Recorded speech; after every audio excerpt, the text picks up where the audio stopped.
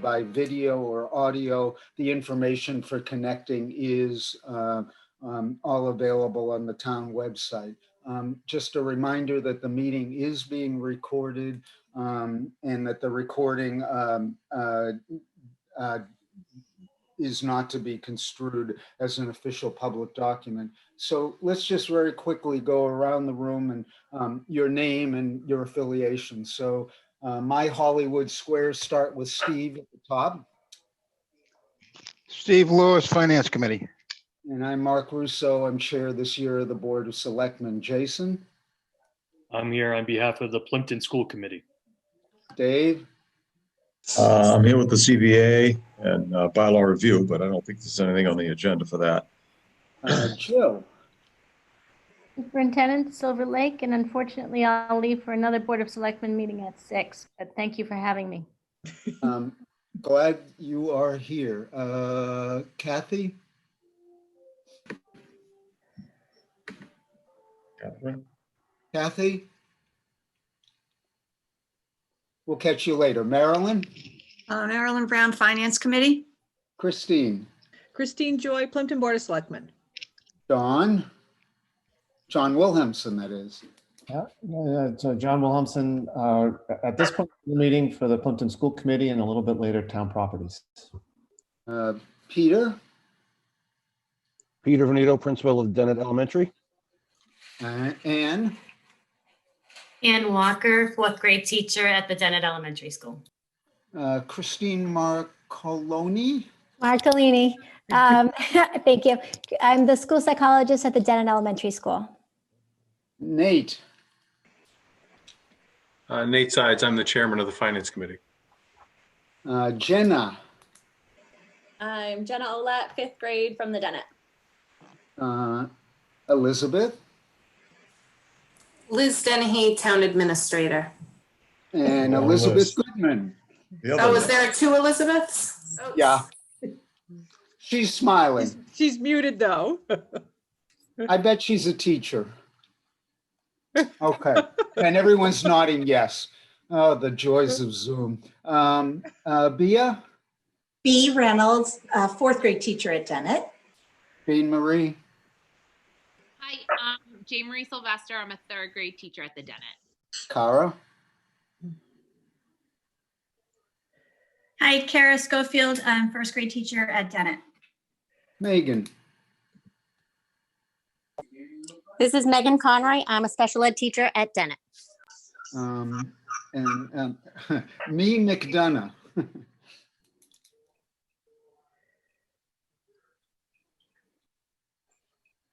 Okay, Jeff? No, that isn't Jeff, but it's labeled Jeff Goodman. Ms. Goodman. Yeah, thank you. I'm Liz Goodman. Andrea? Hi, I'm Andrea Clausen, 1st grade teacher at Dennett. And next one is someone named iPhone. And then M. Shaheen. Hi, Megan Shaheen, 2nd grade at Dennett. Okay, well, welcome everybody. Normally we don't go over the ground rules. It's just, it is so rare we have this many people here. I'm going to give myself the liberty of just spending a couple minutes on ground rules. But actually, before I do that, Nate, do you need to call the Finance Committee meeting to order? He's muted, but it looked like he said yes. And he raised a thumb, so we'll go there. So several ground rules that we like to agree on to help sort of frame the meeting. We certainly try to model civility and transparency.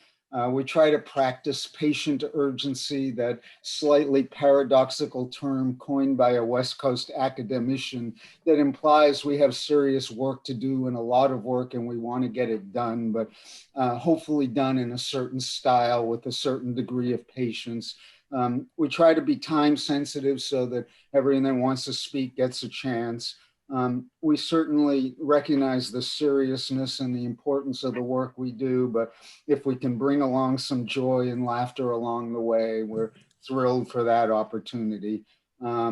We have decided that there will be no spitting, and we try to do as little cussing as possible along the way.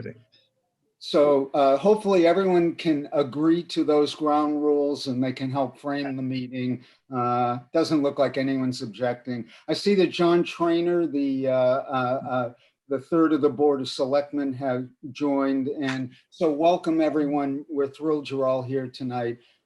So the agenda tonight has two major items, an update from the school committee and a chance to meet with teachers, and then meeting with the finance committee to go over future priorities. And then we have some other nice things to do, some appointments along the way. But we'll jump right into the first piece, which is meeting with representatives of the Dennett School. And two pieces here. I think we're going to get an update from John Williamson from the Dennett School Committee, including COVID. But the other piece of this is the second part of it is that we have recently, the Board of Selectmen, started a new practice. At each meeting, we invite representatives of one of the boards or commissions or committees or groups. It's a chance to touch base with them, to get a quick update, and really just a chance to see each other, as we often go about our many tasks without that opportunity. And so this week we're having this opportunity to meet with the teachers, and we're absolutely thrilled for that chance. So I'm going to turn it over to Mr. Williamson, and I think he can lead off on any update he wants, and then we can get right to the teachers and other school administrators. Yeah, so thanks, Mark. Just sort of in the interest of sort of what's really interesting here, which is to hear from the teachers and for them to give us a little bit of an opportunity to tell us what it's like at Dennett. I think I was talking to Nate earlier today, and I said, even though I'm as involved as I am in this, I still have actually really no idea of what's going on in the building on a daily basis. So I thought, since they're doing the lion's share of this work to try and keep the school open, and we've been very successful at that so far, I thought we'd take this opportunity to let them give us a sort of overview of what things are like and some of the challenges and wonderful things that we're seeing too as part of that. And then we can come back afterwards and I'll talk a little bit about update as to where things are sort of on the more boring side of this. But Anne, would you like to take it away? Yes, thank you, John. And good evening, and thank you for having me. My name is Ann Walker, and I'm a fourth grade teacher at Dennett. Although I am a teacher, I am also here to represent everybody at the Dennett Elementary School. School has changed dramatically over the past few months. Since the closure in March, every part of our school day has had to be restructured. Nothing is the same as it was when we left school on March 12th, 2020. We have had to rebuild our schools from the ground up. Our official work began at the beginning of the school year, which was at the end of August, although most members of the school were busy all summer long preparing for what was to come, which ended up being the hybrid model. Teachers worked to learn new technology over the summer, and they shared what they learned with other staff members when we reconvened at the beginning of the school year. Some of the technological tools that they taught us were dealt with how to best communicate with our students and how to meet our students' social and emotional needs. The teachers and the staff at the Dennett were charged with the task of having to rethink each and every aspect of the school day to ensure a safe return for all. Custodians stripped classrooms of any excess furniture, such as comfortable chairs and bookshelves, to accommodate as many students as possible in a room.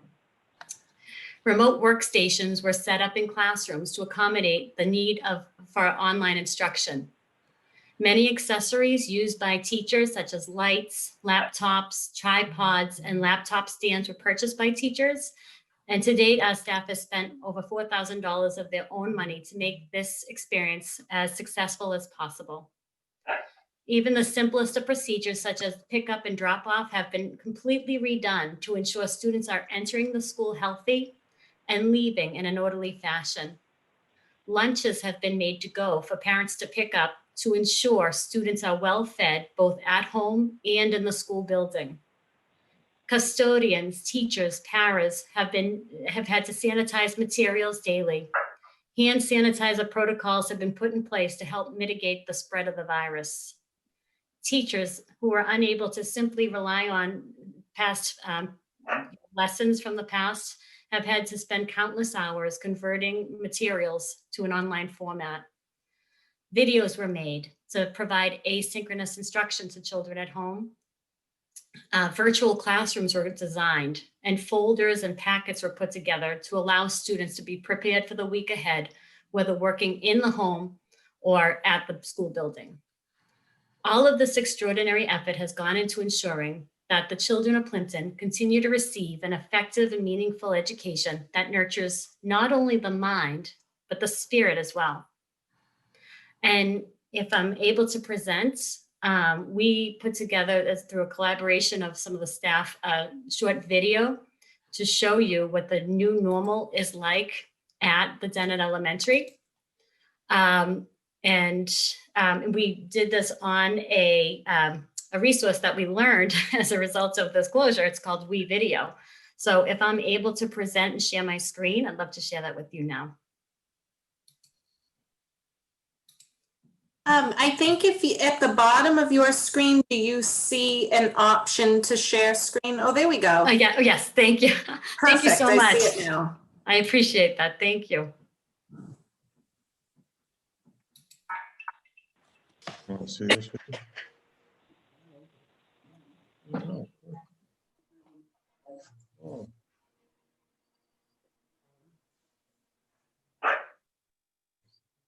This is a.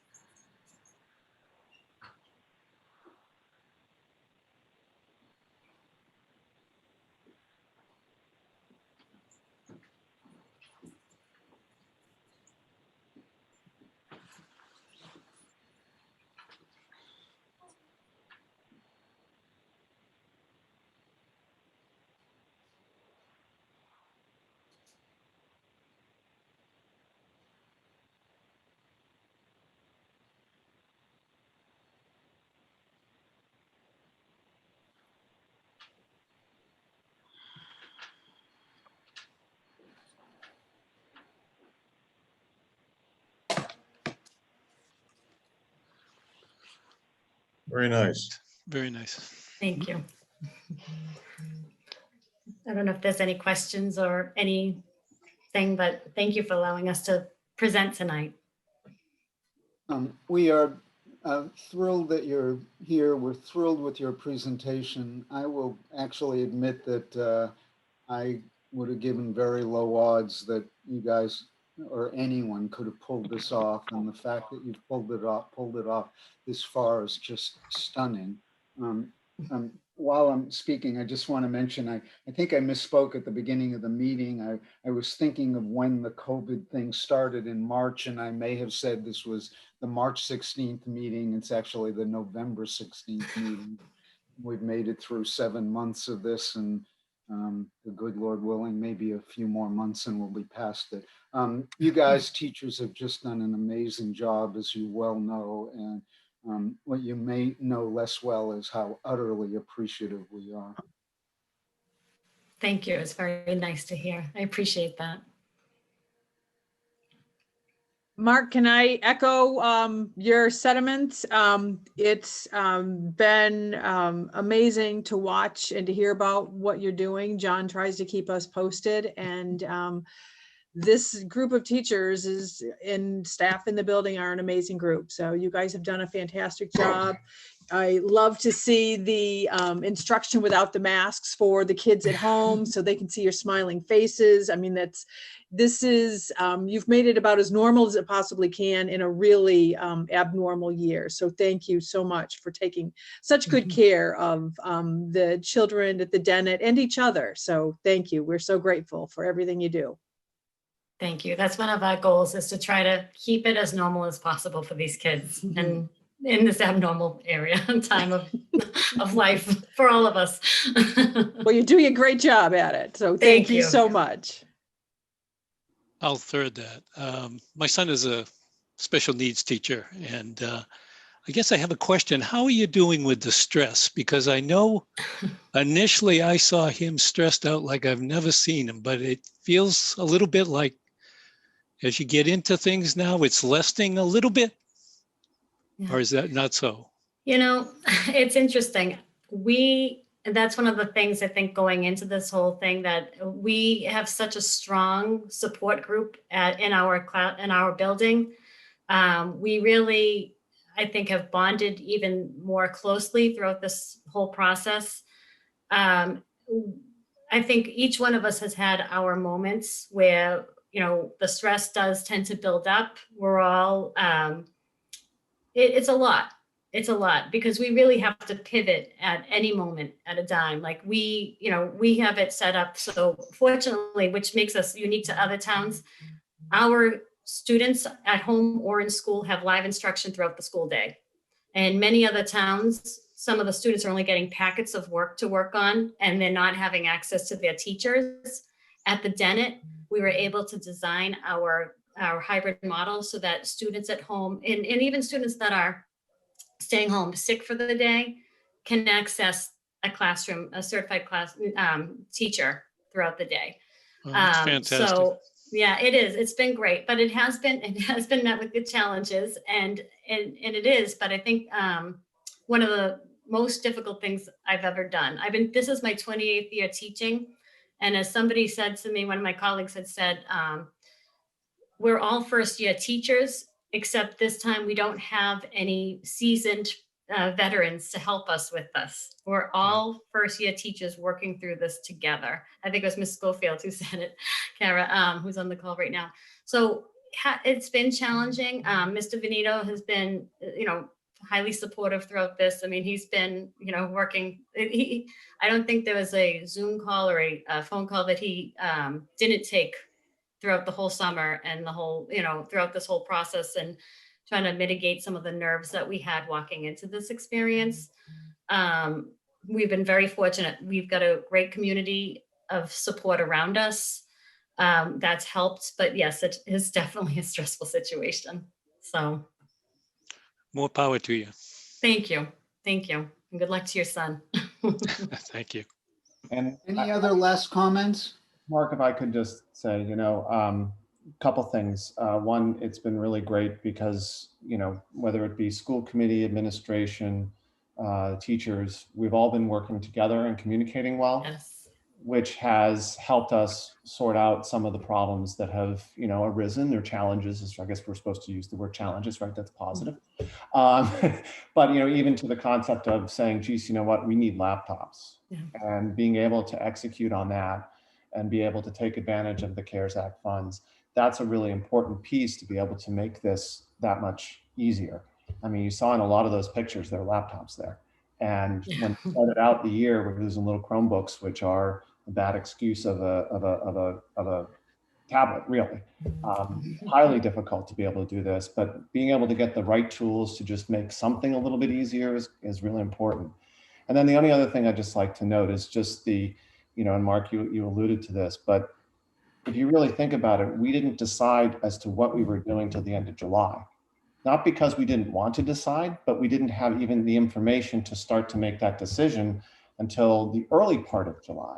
And so we had those few agonizing weeks of trying to figure out, what do we do for a group of us that have never done this before? This is net new for all of us about trying to set this up. And then, yay, we made a decision of what we're going to do. Now the work began. And that was beginning of August. And this staff and the administration, really stepped up and worked through most of August to try and figure it out. And, and then we did get that extra bit of time at the beginning of September to be able to sort of iron out the kinks and get everything working. And I'm thoroughly impressed, because if you really think about it, that's 6 weeks to build a new school and a new way of doing things. And when you look at those pictures, and I've only been in the building once to sign something, so I have not had an opportunity to walk around the building or see just what this all looks like. And that's a completely different building and a completely different way that you see how we interact. And I can't wait to get back to what we're used to. But until then, I think we have something pretty cool. So thank you. Thank you again. And thank you, broken record again, but thank you to the school committee and to the town, to the financial committee, the selectmen. We are very lucky to work in Plympton, and we know the amount of support we have from the community and the families at home. So thank you to everybody. I appreciate it. Teachers, administrators, volunteers, salutations. Very well done. Thank you so much. You're welcome to stay on. We are going to go on to some budgetary matters. Thank you again, though. Mark, if I could have a moment of your time, please. You bet, please. So obviously you can tell that the Plympton School Committee has been under tremendous stress, but we've also had tremendous leadership from John. And I just didn't want to let this moment pass without acknowledging his 6 years in that chair has really transformed how the committee works. We wouldn't be positioned the way we are currently right now if it hadn't been for John really updating the infrastructure with the technology in the building to make sure that our students had 21st century technology, because that's what the world demanded, not because we needed it for any particular use, but just we wanted our kids to be ready for the world that surrounds them. And that really positioned us well to adapt to this model of teaching. John really brought all of the committees from the 3 towns together back when COVID hit last spring. He was a sounding board for ideas and concepts from all of the 3 towns and really helped get the food service delivery out to our families. Even when school was shut down, we were delivering meals to any family who needed them 5 days a week. And that had a lot to do with John's leadership. And recently, he was acknowledged by the Mass Association of School Committees and named to the All-State School Committee of the Year for Division 3, which is the entire southeast of Massachusetts. And I just wanted to make sure, we acknowledge John and his hard work to do everything he does for the Dennett and the Plympton School Committee. And to have the opportunity. Here, here. Thank you. Can I mention something? I'm sorry. I don't know how this process works. Go for it, please.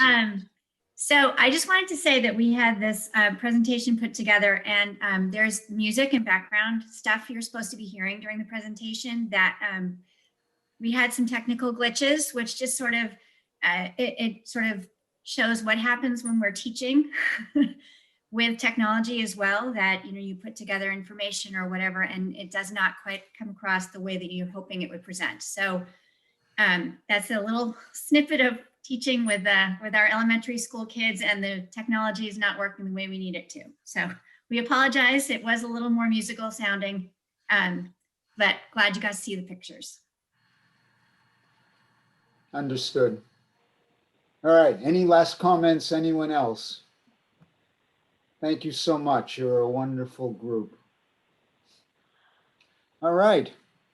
So next agenda item is future priorities for the budget cycle. Kind of two pieces on this. One, it's really the start of the budget cycle. Town meeting 6 months away, but as we and the Board of Selectmen and the Finance Committee know, and actually School Committee, it takes 6 months to put together a budget. So this is a chance for the Board of Selectmen, FinCom, the Town Properties Committee to kind of get together and compare notes a little, and talk a little bit about expectations and process. So that's one piece. The bigger piece right now is a chance for the Town Properties Committee and the Board of Selectmen to present to the Finance Committee our expected needs through the next year.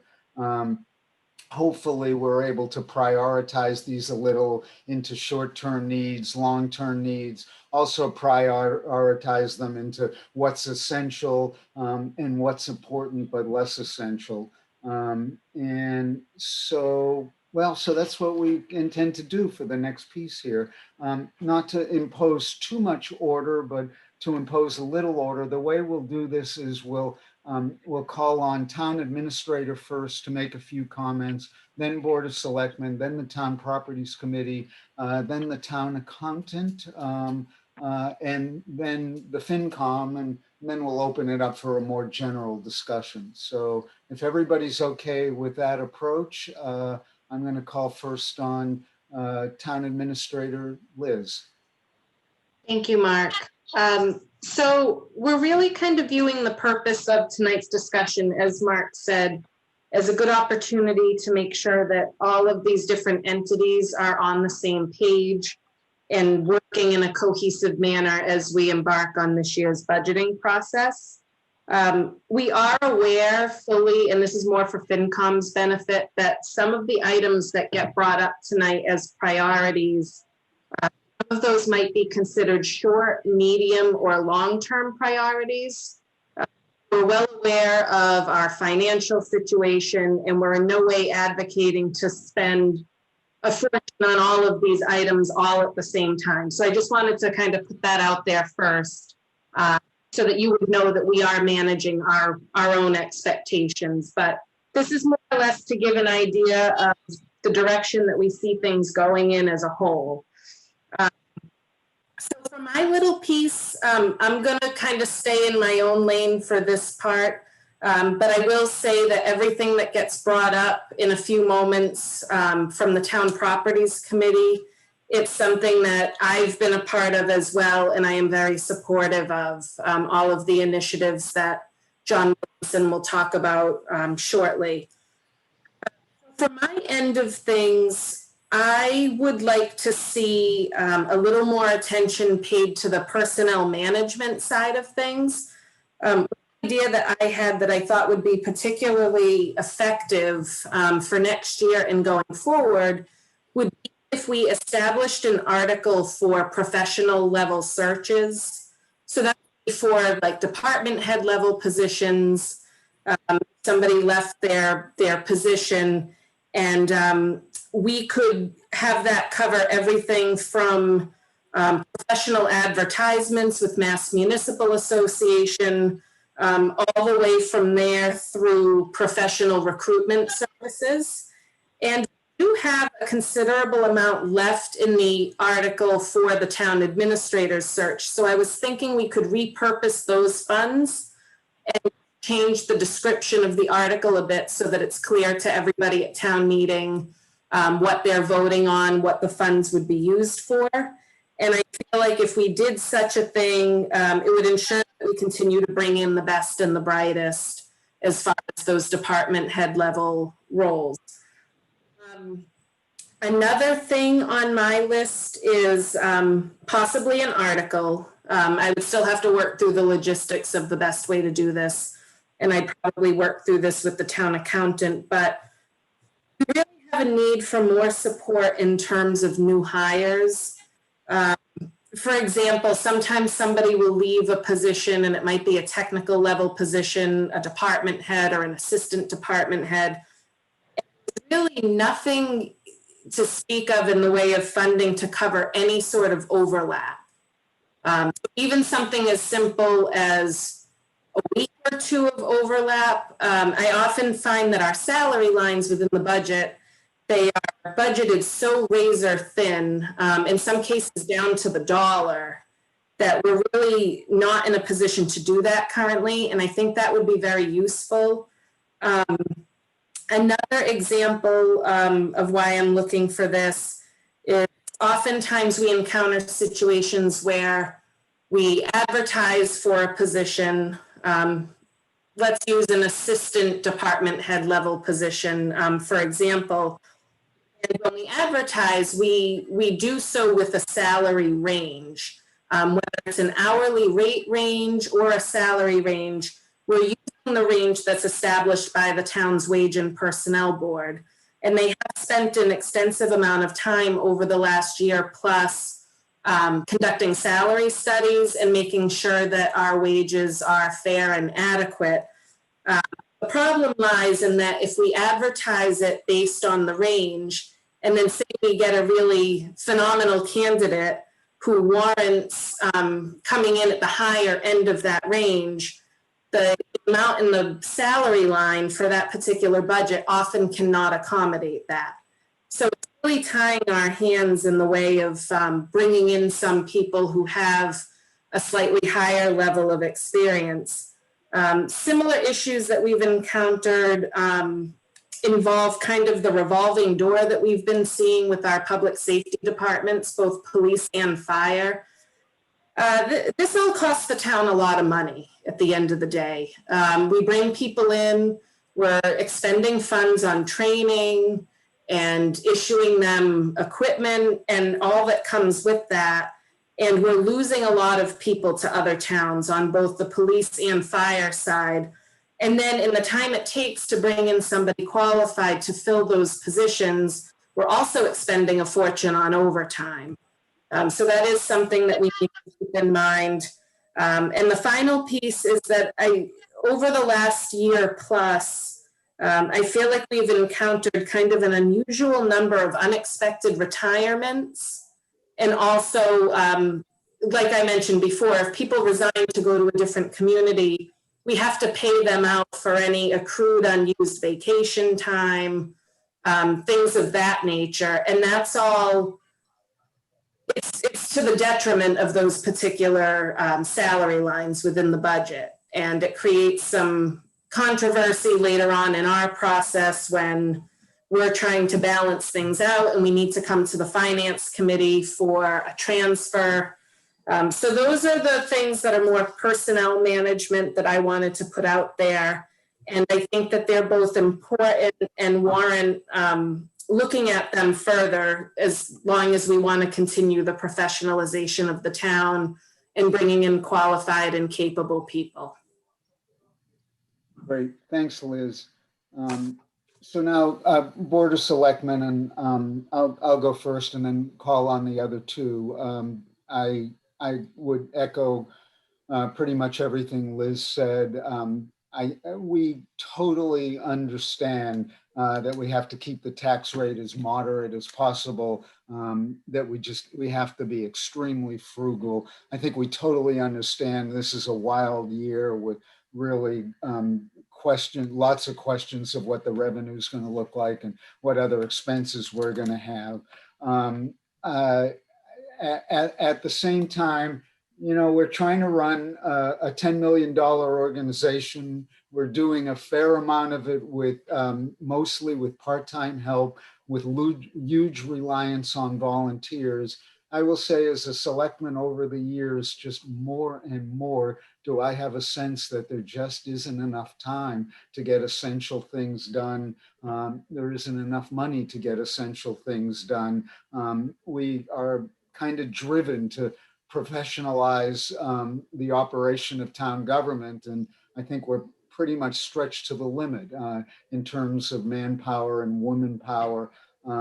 So a few things on my mind that if there's room, I hope we can do a little bit better on funding.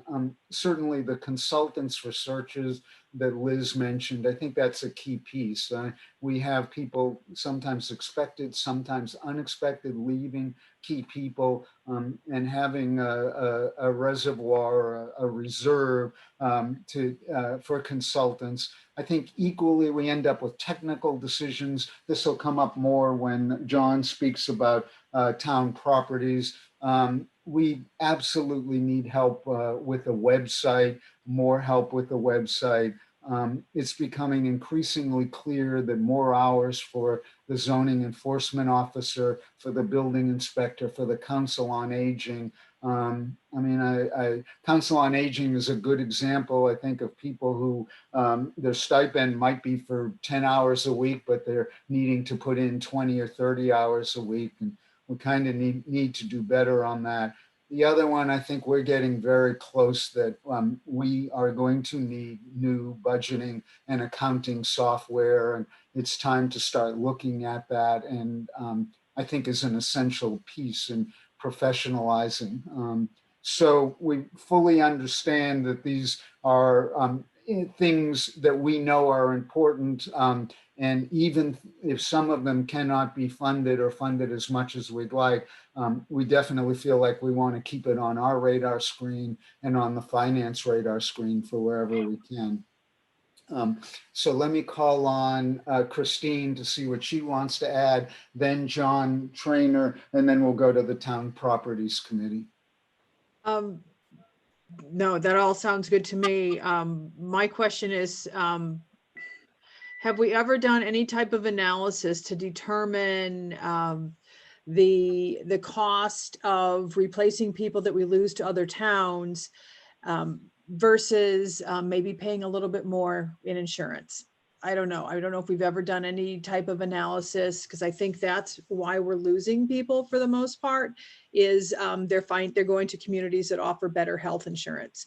So that might be something to look at, just to have our ducks in a row as to whether or not it's something we could afford, or if it may even just be a wash where we're not losing money with that type of a setup. And I don't even know what, the percentage we could increase, if anything.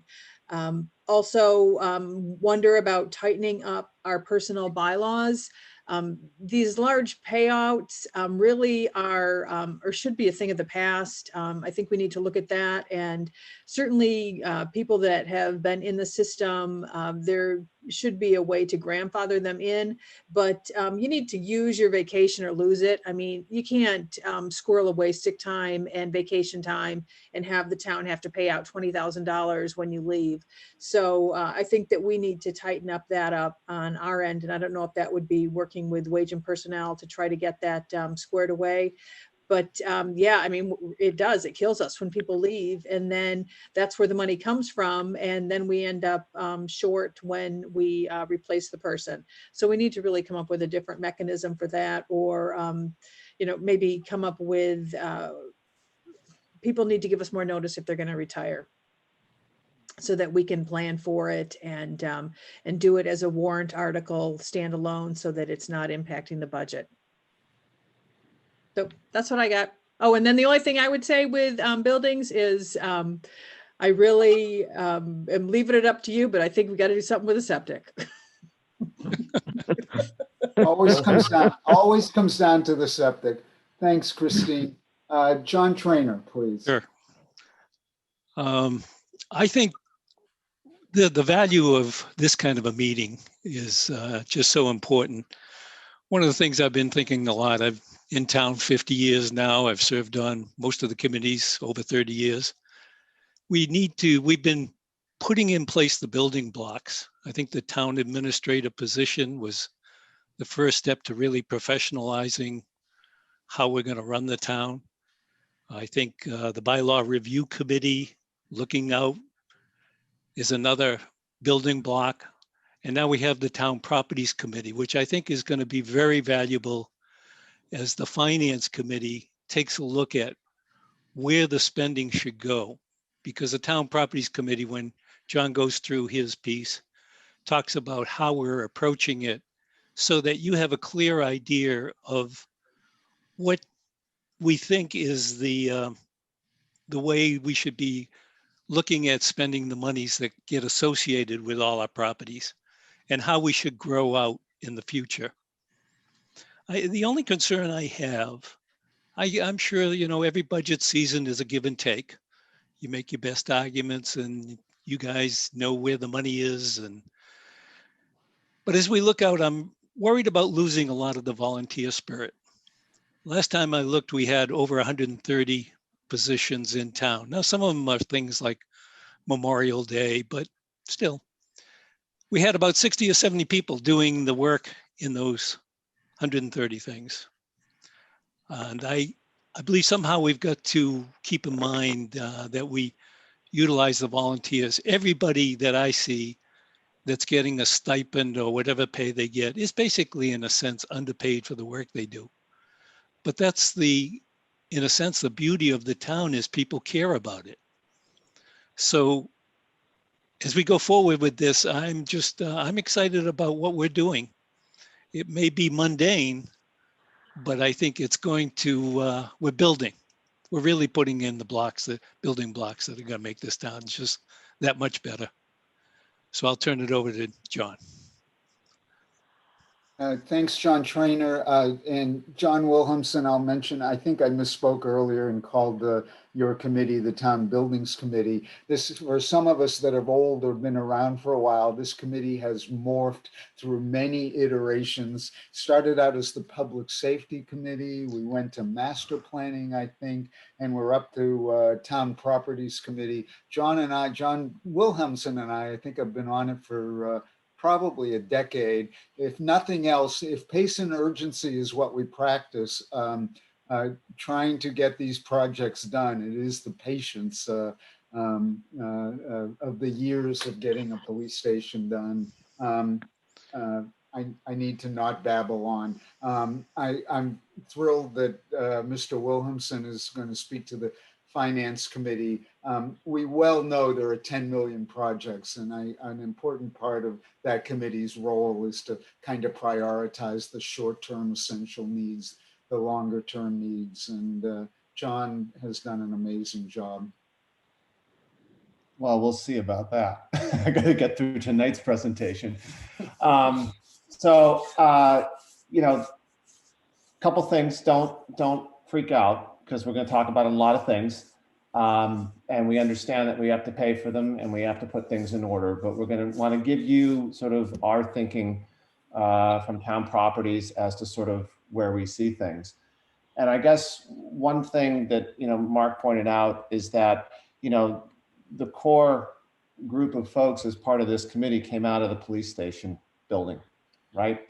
So we looked at it from the perspective of public safety, and we did do a fair amount of work thinking about fire station and police station, and decided we needed to move forward with the police station. But I think one of the most instructive pieces of that was the point where we said, stop, right? I'm sure you guys remember, particularly those of you that were on FinCom at the time, remember we were going to build a police station for $1 million. And then we were going to build a police station for $1.25 million. And then it was $1.5 million. Then it was $1.75 million. And that was all over the space of about 4 weeks. The $1 million was thrown around for a long time. And that's when we said, stop. We can't operate on guesses. And we stopped that process, and we went to town meeting and said, we need to hire someone to get us what we need, right? We need someone professional to come in here and walk us through this process so that we can accurately tell the people of Plympton what we're going to do and accomplish it. And, you know, that was one of those sort of things to sort of slow down so that we could move faster. And I think that's how we're looking at things for Town Properties. Just to give sort of an overview, really the goal of this committee is to thoughtfully evaluate and document both current and future town property needs, to make recommendations and make those recommendations for the town to act upon. We're not here sort of saying this is what we're doing next. We're here to look at all of the information that's coming in, try and prioritize that, and make sure we can get the right information for long-term planning to be able to fit all this stuff in. Because if I were to drop the spreadsheet and forward it to Nate tonight, Nate would shut his computer off and never turn it back on again. Because there's a whole bunch of things on there that we don't have the ability to do it all at once, right? So the committee looks, to prioritize these needs, working closely with relevant town officials. We want to do careful planning and the engagement of professional resources where necessary to properly document the requirements and obtain accurate cost estimates. And then a secondary goal of the committee, I think, is to really encourage maintenance over repair as we move forward. So when we get things sort of to where they need to be, let's make sure we're staying on top of that so we don't end up with these big bills that come due where we have to, instead of repair a roof, we have to replace it in its entirety, right? So the committee's been working now for a little over a year. We did get sort of sidetracked with COVID, given that we were sort of not to have any non-essential meetings at first. And sort of two pieces of this. One is sort of doing all the work that we're going to talk about in a little bit, which is what is the state of things and what do we need to be looking at going forward. The other was to take advantage of a grant to look at the town campus and figure out what sort of a plan should look like up there, what makes sense, what sort of uses should we have there, and help guide us in planning for the future with respect to that overall area. That planning has gone along quite well, and we're continuing to work on that. We've sort of started to narrow some things down, but one of the things that is sort of outstanding that we needed to do, and we're working on that now with our consultant, is really an assessment of our septic and water use on the campus. Because if we're going to change what we're doing up there, we're going to add, we need to understand what we have before we can even understand what's feasible. So it's really trying to ground ourselves in that, particularly since when you say, well, where does the water come from for this building or that building? And everyone kind of goes, I don't know, you turn the tap on. And so even something as simple as where are the wells, we're not entirely sure as to where everything is. So we really got to use that part to ground that part of Chris, I think what you were talking to Christine about septic. I'm going to talk to another piece, which I think is not really septic, which is really where our issues are for the townhouse, which we're going to look at too. But the town, so that process is going on. And when we're through a little further, we'll get to share that with everyone and get additional input and understanding there. And again, that's a grant that we've been utilizing, and that's part of our goal too. If we can do things and get money for someone else to pay for us to do things, we're certainly going to do that. So onto the money stuff, right? One of the things that's going out to bid this week, I believe, is the new roof for the town barn. If folks recall, we had a warrant article on our June town meeting for, I believe, $100,000 to replace the roof, largely because water is pouring through it at different times and damaging equipment, which is not ideal. And hopefully when we get the new roof on, nobody decides to deal with ice dams with road salt. But as part of this process, when we started to plan on this, we very quickly realized that, this could go any which way. If we just sort of put out a RFP and said, hey, we'd like a new roof, people are going to build a lot of different things into it in order to make sure that they're covered from a contractor's perspective.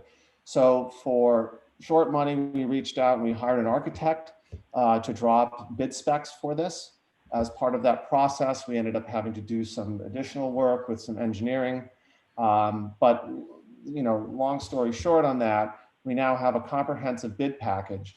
But as a result of that, here's where we have the benefit of professionalism, right? They came in and said, oh, well, given the type of replacement that you're doing, you actually have to come to code with the insulation. Because we have to come to code, we have to add some structure to the building in order to be able to do that. So that's all in the bid. And so hopefully, right, if all of us keep our fingers crossed, we will get a bid in that allows us to move ahead with this project. There's also the slight possibility that because of the add-ons that we didn't expect when we guessed at a number last year, that we could be over a little bit. So that's just a heads up on the radar. Our hope is that we'll be able to get this sorted so we can get that new roof on before the winter goes on too far. Some other short-term needs that we're addressing, and these have perhaps limited costs, but also some opportunity for offsets. We have some issues in the library in the reading room with the two big lights there. They've actually pretty much failed in that the light bulbs that they used to have in them to provide a lot of light in the room are no longer made, it appears. And when they replace them with these other types of light bulbs, they end up failing because they're not meant for that type of use. We're looking to do a study there to come up with a lighting plan. And the hope is that we'll be able to leverage some funds that the library has itself to be able to move ahead with that. But again, we plan first. So come up with a plan, what could we do, and then figure out a way to implement that over time so that we can come up with something that's long lasting for the town. We're working on an accessibility ramp for the old part of the townhouse for the upper floor. That again is based on funds that we've received from the state. Thanks very much to Captain Natra and Senator Brady. And we're in the process of trying to, figuring out an architect to help us design that. And we hope that that will be something that we can get done. But again, we have funds for that. We're looking into either refurbishing or replacing the flagpole on the town green. The one that is there hasn't had any work done to it for over 20 years. And at least based on some initial estimates, that doesn't look like it's going to be very expensive, and we may have some ability to offset that from some other sources. And then a little closer to home as far as the townhouse building, we're going to move ahead with a roof assessment. We keep fixing the roof and it keeps leaking. So it's time to sort of put a pause on that and get some professional assessment done there. And we have this firm that did the work for the Dennett to assess that roof. We're hopefully going to move ahead with them to assess at least the townhouse roof at this point so that we can get the information we need to decide as to whether we need to do something sooner rather than later with that roof so that we stop, raining on our staff. The waste lines and drainage in the townhouse, something else we need to take a look at.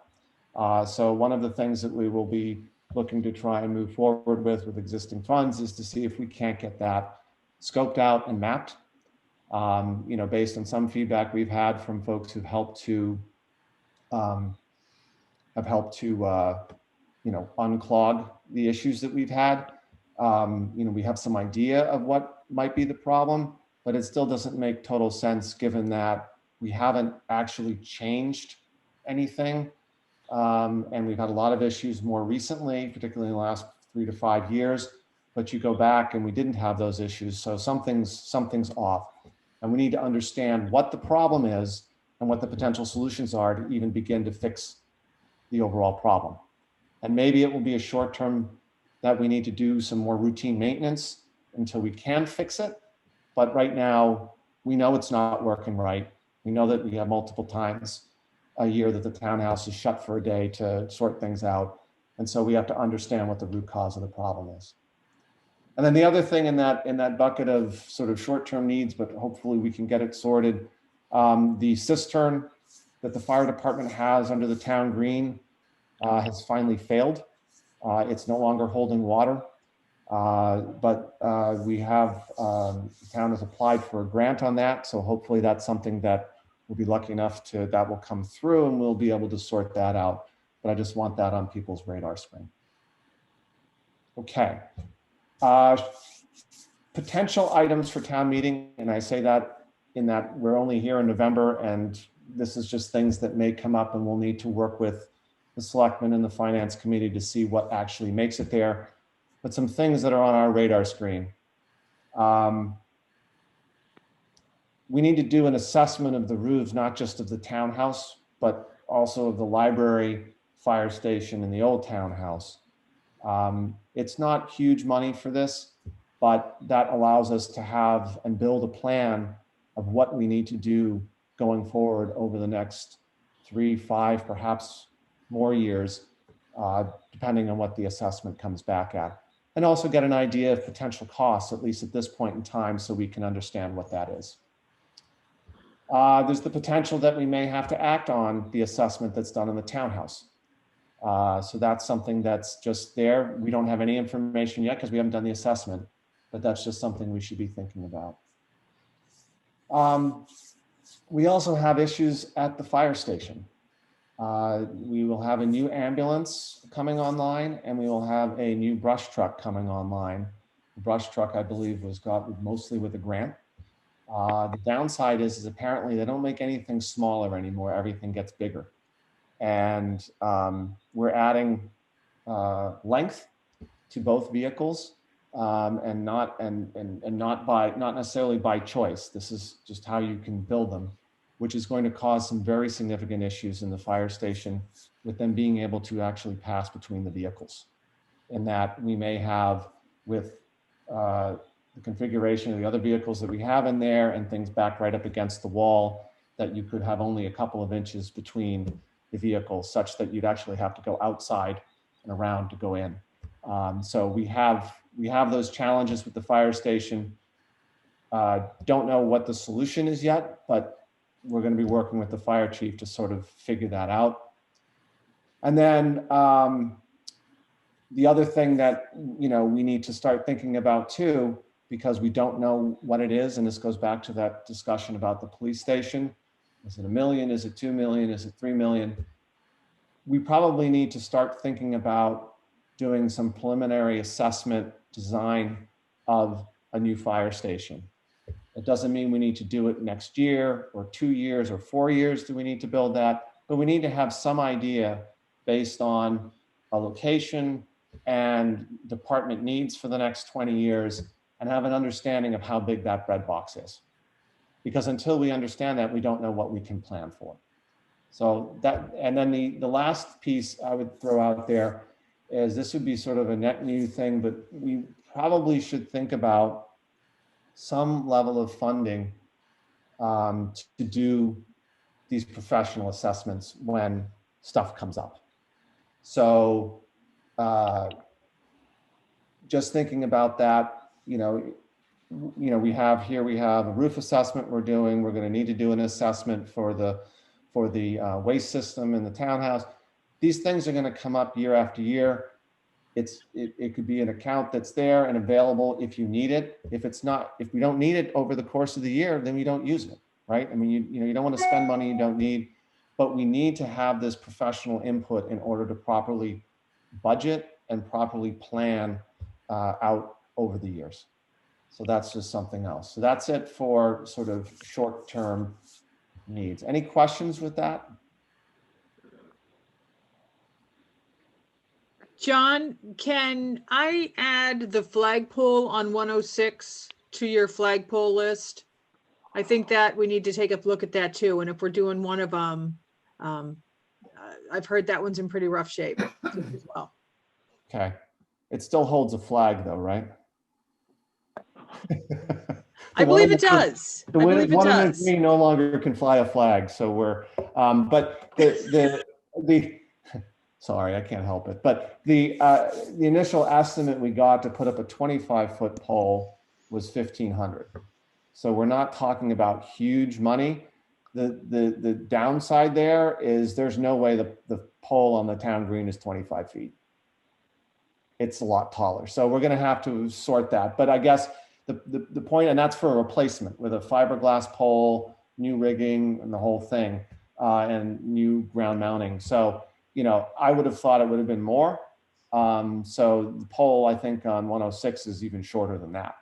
And so we can add that to the list. We can get an estimate and we can see where that takes us and how that stacks up in the planning process for whatever funds are available for town meeting. Anything else on that? And then I'll just run through a couple of medium, long-term things for just people to have in the back of their head. I'm glad to see not everyone is hung up yet. Medium, long-term needs, we do the assessments on the roofs, we're gonna have to fix them, right, at some point. So those will be coming, but hopefully we can get those assessments, we can prioritize, and we can kind of slot those into an order. We're gonna have to deal with whatever the exploration is with regard to the waistline issues, right? And that could be very significant depending on what issues we find and if it's stuff that's going on underneath the slab of the back part of the building. We also have townhouse drainage issues and resolution of the basement water issues that we're going to have to deal with at some point.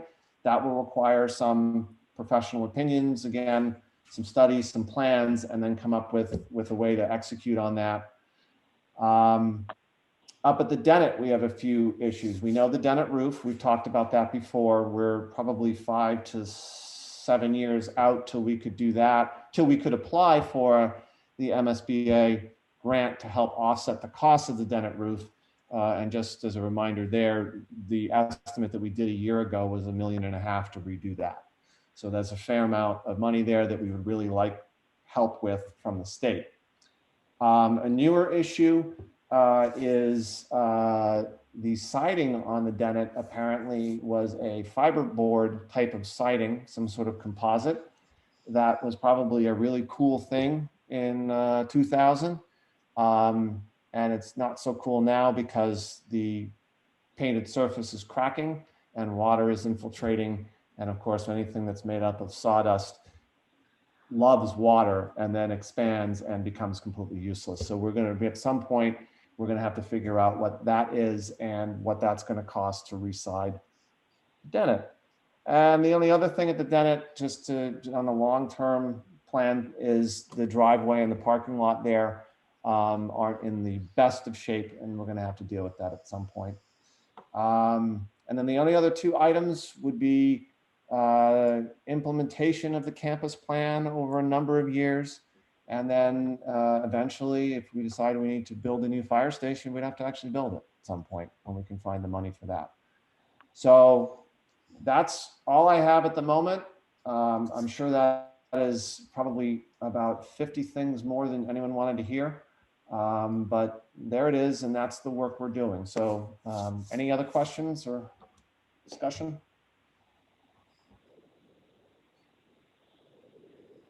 I'm not sure silence is great. John, thank you so much. We have a lot of highly functioning committees in town, but the Town Properties Committee under your leadership has just done amazing work, and under Colleen Thompson's leadership before. So we are really appreciative. So there'll be a little bit of chance for more questions along the way. If the town accountant is on, Barbara, do you have any comments for the Finance Committee? No, Mark, I really don't have comments on them. I understand all the issues they have, and with the Finance Committee, we'll go through and see how much money we can afford, depending on what how close we are to the levy limit and whatnot. And that's all I would say, that we just have to watch the levy limit too, or do, a debt exclusion type thing on some of the bigger projects. Very good. Hello? Thank you. All right. Finance Committee. Nate, do you have questions or comments or anything you want to add, ask, lobby for or against? It certainly sounds as though we have our work cut out for us. So I just wanted to let everyone know that I've started preheating my oven, and I'll be having a bake sale on the banks of the mighty Winnetoxet weekly until we can fund some of these items. So, no, in all seriousness, I mean, I do, speaking for myself, but I think I can speak for the committee as well. We certainly appreciate the effort that everyone has put into this meeting, and I agree with what has been said by everyone previously as far as the need for the planning and the benefits that we realize from taking a moment to step back and try to take a look at the big picture and see where we can fit into that. The example that Mark gave previously about the hiring of the town administrator, which was a project that we had advocated for on FinCom for several years, and I know several other people had as well. And I think we would all agree we've certainly reaped the benefits of that in the 3 years or so that Liz has been around. I made some notes as folks were going along. I think. John's presentation was excellent, and I would like to see us extend that to not just town properties, but also to the individual departments where we understand that pieces of equipment tend to have a usable lifetime, and we should be able to plan for repair and replacement of certain pieces of equipment the way we do now for police vehicles, for example, and fire vehicles. We know that we knew this past year that we were going to have to replace an ambulance. So I would like to see this spirit of planning and cooperation be extended out to the various department heads and have each of them come up with a wish list of items that they feel that their department could benefit from or need or use. I think we need to develop a better inventory of what we have currently in town for vehicles, for major pieces of equipment. I'm thinking, John and I chatted earlier today, and I thought of the flail mower that came up this past town meeting that, speaking for myself, I know it caught us off guard at FinCom. It was a $30,000 piece of equipment. So not a huge spend, but something that we weren't anticipating that seems like we could have been able to plan for, or at least anticipate that it was going to fail. And it must have a life cycle. So that's the type of thing that I'm referring to. And if we can get sort of an inventory from the various departments of what they have, and maybe we would be able to plan better going forward. Obviously, there's always going to be emergencies. There's always going to be failures of important pieces of equipment and such. But I think the more data we can compile ahead of time, the better planning we can all do. So I certainly would encourage that. And I think that ties in nicely with the comments that were made about perhaps looking at getting some software capabilities to do some better planning and reporting on the financial side of things. I think if Barbara does a wonderful job keeping us all updated, but I think she's limited by the types of information that she has available to her. And I think it would be great if we could maybe look in investing into some new software packages that not only would track our spending and our revenue, but also would help us plan. I'm sure there are packages out there that would they certainly have them for homes, for homeowner use. They must have them for municipalities and small businesses, certainly, to track inventory of capital pieces of equipment and that sort of thing. So those are the things that sort of jumped out at me from the various presentations. I agree with John. I think that it sounds very appropriate that we would have a need to establish some sort of an account or a fund that maybe we can. Now see, I'm gonna have to bring my dog into this. I noticed Ollie was participating while John was speaking. So we'll have to get. Can you see? There he is. All right. There he is in the background. All right. Buddy, you're on camera. All right. Anyway, sorry. So I think it would benefit all of us if we had some sort of a fund available that we could tap into for some of this professional help, because I think we all agree that and are the lifeblood of the community. But I know myself, I'm not a finance guy. Somehow I got roped into this, and I certainly benefit from listening to others with better expertise than I have. So I agree with that as well. Christine, I couldn't agree more with you about the use it or lose it philosophy on vacation time. Always has been a pet peeve of the Finance Committee. We have had a few substantial payouts recently that rubbed us all the wrong way. Coming from my own personal industry, where that is exactly the policy, you can't roll anything over. I don't know if municipalities are different, if there are different laws. I suspect there are, but I agree with that as well. So I think I'm done rambling for now. I'll turn it over to the rest of my committee members to see if there's anything that they would like to weigh in on.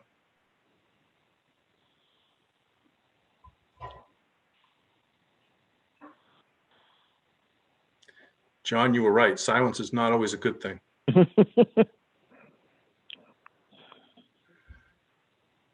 So I'll just mention, I'm thrilled that we're doing this. I think we've talked about this for years, and best practices seem to be about 6 months before the budget process, or before the budget goes before town meeting, to get together and just begin a discussion. So I think this is a really good beginning to a healthy communicative budget process. You still have a quiet rest of your committee. So maybe that's it for tonight. Any last comments on the budget process from anyone? I have a question. What is over your right shoulder, Mark? Do you play? Is some sort of a lyre? That's my ear up there. No. On the desk behind you there. It's a harp. Yeah, it's my small harp that has about 20 strings. I have a couple 32 stringers. The harp on one level is an incredibly forgiving instrument. That's why I can play it. At the other end, it's incredibly complex, but a very beautiful thing. And even if I can't play well, the instrument itself is very beautiful. So, certainly is. And relaxing to listen to. Amazingly relaxing. People project all kinds of wonderful stuff on it. And so it's good that it's near. In biblical times, King David composed the Psalms by listening to the wind play the harp. So when I open the door, the wind actually does play it, better than I play it, for that matter. Okay. I've got one little mundane thing to get back to business. One of the building blocks I believe we're missing is the technology. We need to be thinking about that the same way we think about town properties, repairs and maintenance, that there's an infrastructure need there, something that I hope to go jump on now that I'm getting off the Council on Aging. You might want to mention that, Mark. Can I piggyback on that a little bit? So, that certainly, we see this with everything that's going on in the Dennett. I mean, I don't think you saw a single, well, there were a couple of pictures there of packets all being put together, paper packets, but technology is such a part of not only what's happening in the schools, but what's happening in the town. And I couldn't agree more. And I think we need some help to figure out what our next steps are. How do you build a website that is easy for us to maintain, but to really get information out there? And how do we maintain our stuff, right? I mean, you have most of the business world is moving to the cloud. Is that time for us to think about that? Should we still have servers? Should we have someone else do that? How are we integrating? And, I think as we move through our little fun right now, and we get to the other side of whatever this is, it's highlighted the need to be able to be flexible and be able to move quickly. And so I think that helps to inform sort of what we need and what we can do within a budget too, and what might cost a little bit up front, but may save us a lot down the road. So I do think from that whole concept of professional services and evaluating things, this is definitely one that's there, and one that we need to deal with. Totally agree. Last words, anyone on budget? Beautiful. So we're really appreciative. And I guess I will go on with more Board of Selectmen stuff. We have a couple of appointments to make. And FinCom are welcome to stay on as you decide. So we have potentially 2 appointments tonight. Colleen Thompson has come forth interested in the Director of Elder Affairs position. And I, for one, am absolutely thrilled that someone that knows the town this well, that lives in town, that garners great strength from service, would be interested in this position. And so I'm going to make the motion that we appoint Colleen Thompson as Director of Elder Services. Her term would run until June 30th of 2020. So I'll look for a second, and then whether there's any more discussion before we vote. I'll second the motion. Any discussion? Just to say, I've talked to Nancy Butler, the chair of the committee. She is delighted. I'm delighted. And I guess Colleen feels like you're going to let her arm twisting go, Mark? Oh no, we'll keep doing that. Isn't the rule everyone has to say, all volunteers have to serve on at least 5 committees? Well, she's getting there. Oh, I think she's already there. I just want to say that this happened in 10 minutes. I spoke to Mark and said, I'm sort of kind of maybe interested if it falls through with your interviewee. And then 10 minutes later, Liz is on the phone with me. It's like, okay, I'm willing to take this as meant to be, and we'll give it a shot. Thank you. You held out for 10 minutes? That's amazing. No, it took 10 minutes for Liz to call me. Oh. I thought that was best practices. If anyone showed even a glimmer, even an inkling of interest, then they were it. Well, for what it's worth, I am thoroughly pleased with this appointment, and I can't wait to get old to take advantage of it. You'll be in a special category, Nate. I am there already. May I say something? Please. This is Barbara. May I say something? Colleen, I am thrilled. I will even be sharing the same office with you. Whatever you need as far as the financial stuff, I'll do anything I can to help you. Thank you, Barbara. I appreciate it. So probably in a couple of weeks, we'll have a meeting with Liz and you and I. That's fine. Good, thanks. I should mention John Trainer jumped into the breach and kept things going while we did not have a director, and did an absolutely amazing job. Actually, as witnessed by, I think we've all seen the draft of the newsletter that is going out shortly. John had a lot to do with that. And in seeing all the services that were mentioned with that, we're utterly stunned that a little tiny town of modest means like Plympton could be offering all that support to seniors. So much thanks to John, and we know what a great job Colleen will do, and couldn't be more thrilled. So any other comments? Otherwise, we'll have a vote. No, just to thank you, Colleen, so much. I think we're all so excited about this, and please remember, we're here to help you succeed and do whatever we can to be there for you. So don't hesitate to reach out to any of us. We're here for you. I know where you all live, and I have your phone numbers. Perfect. Well, I took mine. Mine's unlisted, but you can write me a letter. All right, so there's a motion on the floor. We'll do and it's been seconded. We'll do a roll call. Mrs. Joy? Yes. Mr. Trainer? Yes. Mr. Russo? Yes. Thank you so much, Colleen. And thank you for your vote of confidence. Thank you. Can we photocopy you? All right, next appointment is Mark. I'm sorry. Can I interrupt just for a brief moment, please? Just in case any members of the FinCom wish to leave this portion of the meeting, we have a motion to adjourn the FinCom meeting. So I need a second. Thank you, Steve. So we will take a roll call to adjourn the FinCom meeting, if that's okay with you. I will Please. call the roll. Steve? Aye. Catherine? Aye. Mike? Aye. And it looks like Marilyn already left, so. And I'll vote aye as well. So FinCom is adjourned at 7:07. Thank you all. And if you want to stick around for the rest of this meeting, please feel free to. Thank you. Thanks, Nate. Thanks, FinCom. All right, next point.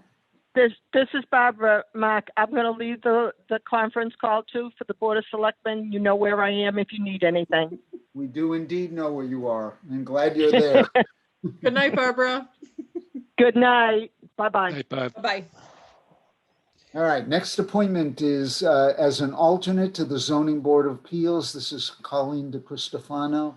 And I'm Carolyn DeCristofano. Oh, I'm so sorry. Carolyn, yes, and I actually know that. So this appointment would be from now until June 30th of 2022. Carolyn formerly served on the Planning Committee, has been involved in a lot of other matters and a lot of other matters in town and outside of town. And I, for one, am utterly thrilled that she's getting back in a more formal relationship with one of the town committees. So I make that motion that we appoint her. Do I hear a second? I'll second the motion. Okay, any discussion? No, Beautiful. well, I'll just say Carolyn's awesome. I worked with her on the town, the housing production plan, and her insight was extremely helpful. She's very diligent.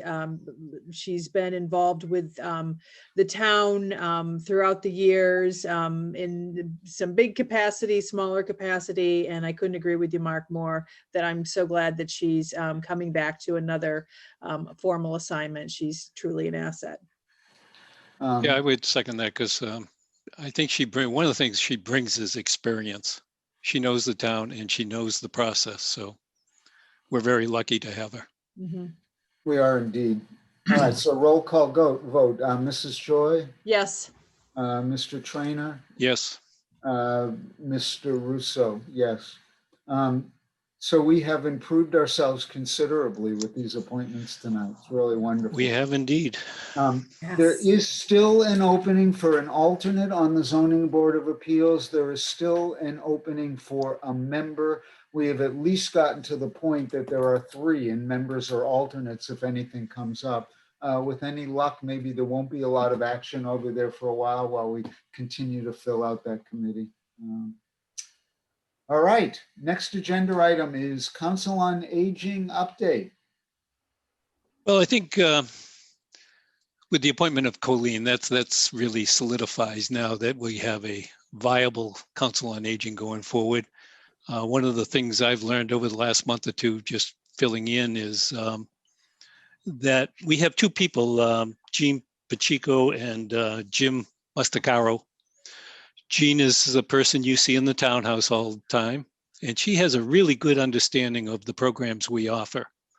So in the newsletter that hopefully is going to be in your mailbox Wednesday, you'll see that her name is beside every program. Mm-hmm. If you want to know more information, see Jean. And with Jim, we have somebody who is, he's certified to drive the new wheelchair van that we have. We have Jackie Freitas who backs him up, so that we also have another fellow who's offered to volunteer driving, and we'll be announcing him. We just need to cross the T's, dot the I's. But it sounds like Council on Aging now is on a strong footing, and I think with Colleen's leadership, it's only going to get better. The only person we still need on Council on Aging is an outreach worker. And that's paid for by a grant, as is Jean. She's also paid by a Citizens for Citizens grant. So that's something we'll look, and it needs a little more discussion given COVID, and can the outreach be the same? it's certainly not the same it was a year ago where you went to the houses, and I think we just need to think that through. But I'll leave that to Colleen. So Okay. we're in good hands, I think, and I think I feel good about what we're offering our seniors. Indeed. Okay, onward to town administrator updates, including COVID-19. So the Highway Barn roof project is going out to bid. It will become live on November 18th, so on Wednesday. And the bid opening is scheduled for 10 o'clock a.m. on Thursday, December 3rd. So we're moving forward with that. On Friday of this week, somebody from the county is coming by to the fire station to drop off 2 more COVID CARES reimbursement checks. Those are for a little over $5,000 each. Those were from submittals that we had put in for back in September. Then we still have a submittal that we made in October for roughly $170,000. That's still pending, so we expect to get a check for that within the next few weeks. And then we have 2 more submissions that we're going to be making soon. One that's largely on behalf of the schools, and then another one to cover some additional odds and ends expenses that we've incurred due to COVID just recently on the town side of things. Let's see here. Our technology projects are still underway. We're working on getting the people for the new phone system in, and we're going to plan a meeting once they connect our fiber lines from over at the police station. We're going to convene a meeting with the police tech person, our tech person, the company that's going to be kind of managing everything. And John Trainer, I can see if you're available for that too once we pick a date. And I had also thought of just throwing the date out there to Steve Pello. That'd be good. If there was any interest there. Yeah. Steve was instrumental in kind of helping us get a roadmap together initially when we were looking at going with the fiber and everything. So I think that that would be useful to get his input if he's available. Liz, I would make sure he understands that's optional. They are swamped. Okay, it would be a virtual if we do it, but I'll let him know that. They just, I mean, because I think I'd mentioned, they're at 3 to 4 times the ticket volume. Right. Used to, with the same staff. Actually, I think they actually, someone left and they're trying to replace them. So they're, this, okay, with everything being, with everyone having some virtual component and some technology piece to that, they're kind of the backbone right now of everything that we're doing. So they are. No, and I'll make that known to him. All of our communications with Steve thus far, even pre-COVID, have always been with the caveat that if it interferes with anything whatsoever at the district, that he need not participate. So it's more or less just running things by him for kind of some general counsel on. So the other thing that we have going on, we're amidst working on our hazard mitigation plan update, and this is being funded through a grant that we received from MEMA, and it's actually FEMA funding distributed through MEMA.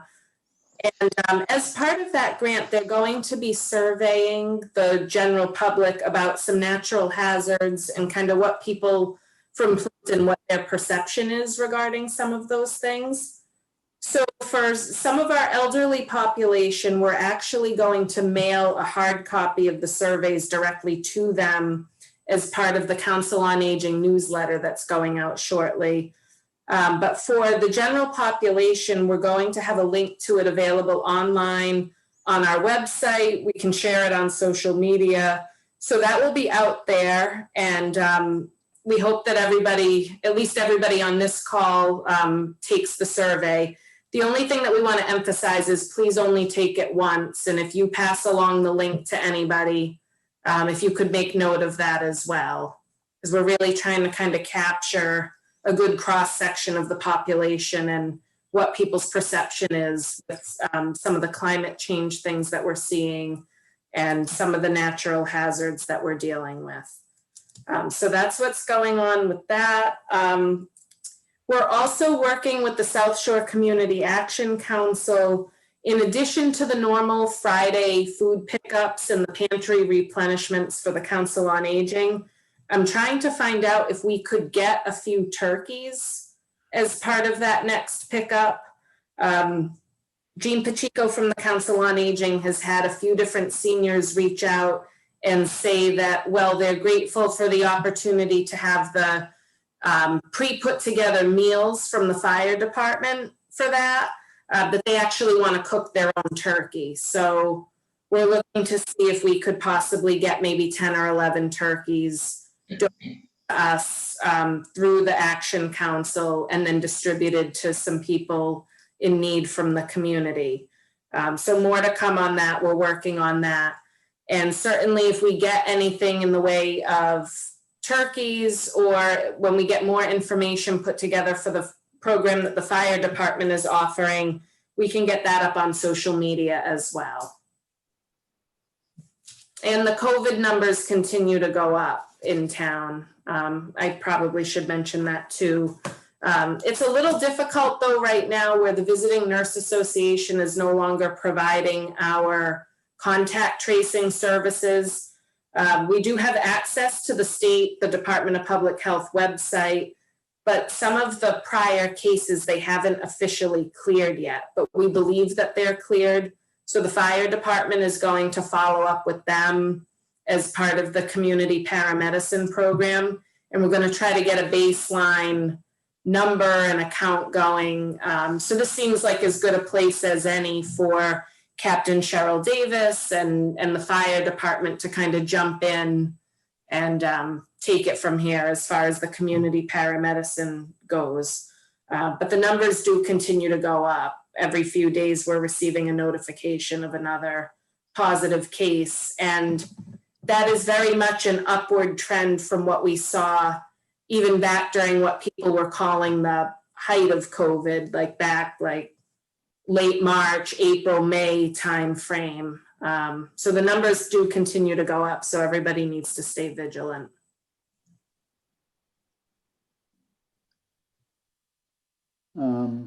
Anything in correspondence, Liz? No, not that I'm aware of. Okay, so we're winding down. We have one set of minutes. I just wanted to just give a quick update from a COVID perspective for the Dennett. Folks may or may not be aware that I guess what's that, on Friday the 6th, the governor made an announcement that he wants all kids back in school, full learning where feasible was the language that was used with that. They came out with a new color code with gray, green, yellow, and red. And if you're gray, green, or yellow, then that was sort of the mandate. It was sort of an interesting,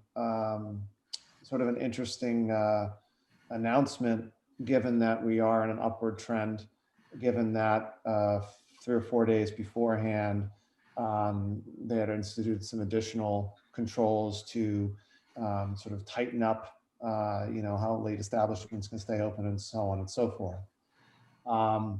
Interestingly, at the beginning of that week, the school committee had their meeting and had made it, talked that through again, because we had had some folks asking about full in-person return, and the school committee hasn't changed its position on that. We are very much looking forward to having all students back in the school when we reach level 4 on the governor's levels, which means that there is a readily available vaccine and or treatments for this. Partly, and the reasons because of that is because of the amount of space that we have. We cannot get all students into the building from a social distancing perspective of 6 feet. Plus, you're going to start running into issues with being able to have them eat lunch and so on and so forth, given the space. And add to that, again, also the busing. You know, our buses are at a third capacity as it is now. And if we were going to transport double the students, we would not have the buses to do that. And you can't just go and get new buses and bus drivers from anywhere, even if you could afford it. You know, you'd have to find the folks there. So, you know, we are committed with the Dennett to continue to do what we've been doing, and really look forward to being able to get everyone back in the schools so we don't see such sort of dramatic pictures as they showed us this evening. But other than that, you know, we've been lucky so far. Silver Lake, I think, is up as a regional district, is up to 20 cases in the Silver Lake community. We have yet to have one in Plympton. And now that I said that, I'm sure we'll get the notice tomorrow. But, you know, this is, I think, what we're doing is working. And we know that the students are really enjoying their time in the classroom when we can do it safely. Thanks, John. All right, so we are winding down. We have one set of minutes to look at, but before that, just the dates to remember. Our next meeting is listed as Tuesday, December 8th. There were some reasons why we didn't do Monday. I don't remember exactly what they were, but I have since scheduled something for that Monday.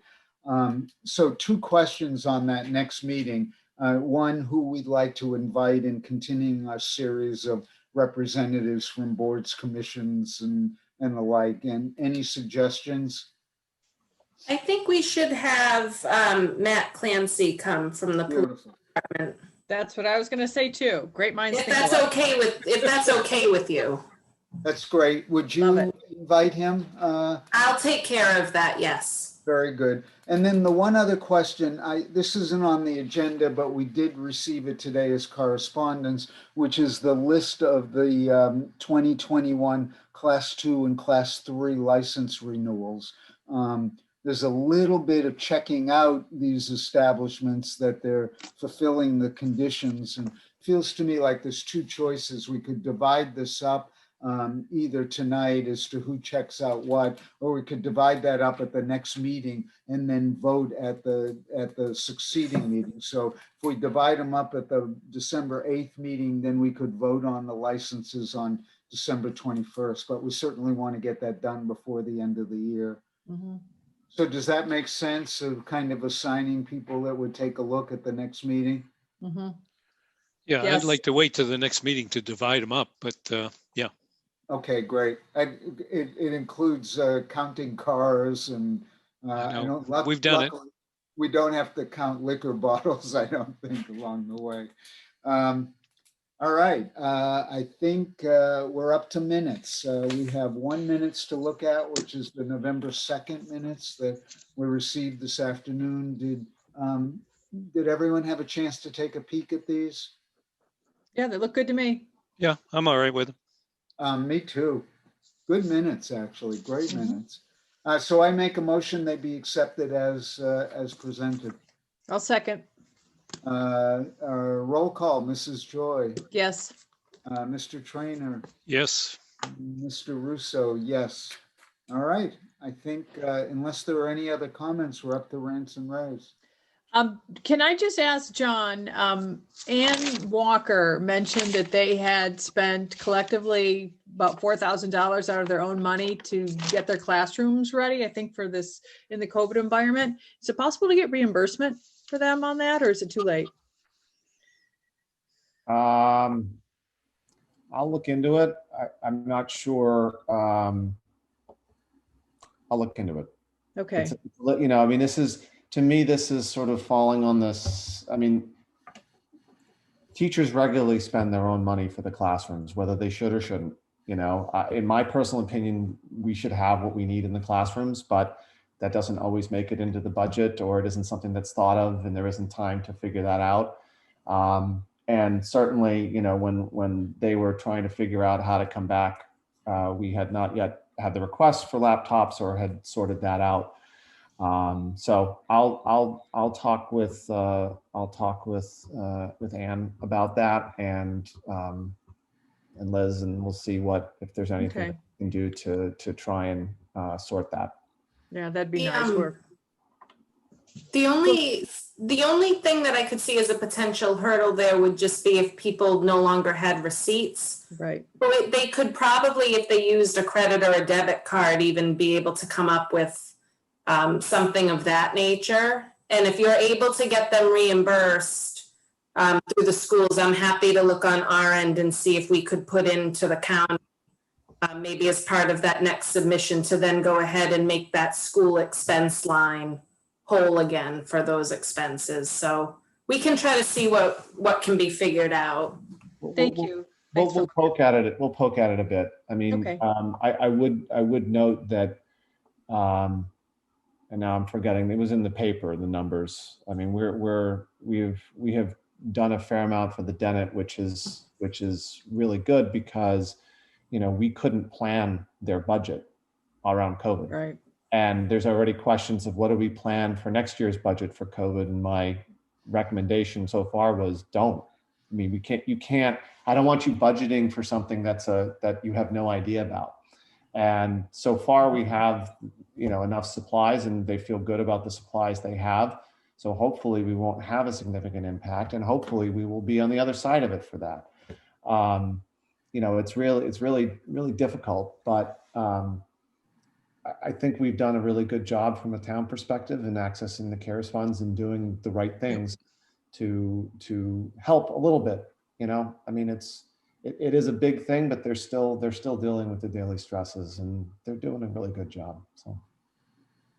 Yeah, and congratulations to you, John, for the Mass Association of School Committees, that distinction. That's really a huge honor. So congratulations. You've earned it, no doubt.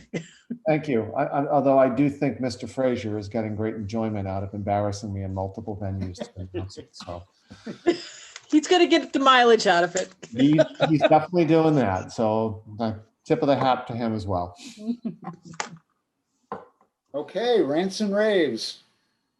So I got a rave. The Fire Association normally would do a Thanksgiving dinner at the station. And this year, obviously, they couldn't. And they've stepped up and they're going to deliver dinners to anybody who calls in, to seniors. So I think they're doing a great job. And I'm just delighted that they are thinking of us as they go forward. All right. Well, I've got I'm going to start with a rant. I never rant, but I'm going to end with a rave. So my rant is just how sad it is, the state of the country right now and how divided people are. And I think that we need to focus on what we have in common more so than what divides us. I mean, we're all Americans. You have to just respect other people's points of view, but we can work together for the common good. So enough said. So my rave is the great people of this community. How, tonight's call was a demonstration. We got together, talked about how we're working together for the greater good. And, we're working for the kids and the seniors and what we're doing and how people are stepping up and what they do every day to go above and beyond. Our teachers, our police, our fire, Colleen Thompson coming on as our Council on Aging Director, just people who are who love this community, who are stepping up to the plate every day to make this a better place. So maybe the rest of the country could take a little, maybe we can spread our magic around. Let's start here and maybe it'll work out. But I'm just so thankful that to live in this community and to be surrounded by people who I'm just so grateful to have in my life. So thank you very much, all of you. Very nice. Nicely said. So I sort of have a rant and a rave, and they're actually variants on what Christine had to say. my rant is that this is my third 3-year term as selectman, and I increasingly find over the years, and particularly in the last year or two, this sense of so much to do with kind of limited human resources, limited financial resources, and feels a little overwhelming sometimes. I mean, we're kind of driven to do an amazing job in this little town, and we just don't quite have enough resources to do it. So that the rant part, the rave part is we do as well as we do. And sort of a variant on what Christine said is that we're as functional as we are, even up against the things we're up against with. So, and a whole bunch of the reason we're so functional is the faces right here, right now. So thank you so much, all of you. We'll be back December 8th. We'll do this again. Thanks, everyone. Happy Thanksgiving. So we entertain a motion to adjourn, and I'll make that motion. I'll second. Roll call vote, Mrs. Joy. Yes. Peace out. Mr. Trainer. Yes. And Mr. Russo. My computer's gone crazy. Good night, everyone. Good night. Thank you. Thanksgiving. Thank you all. Good. See ya.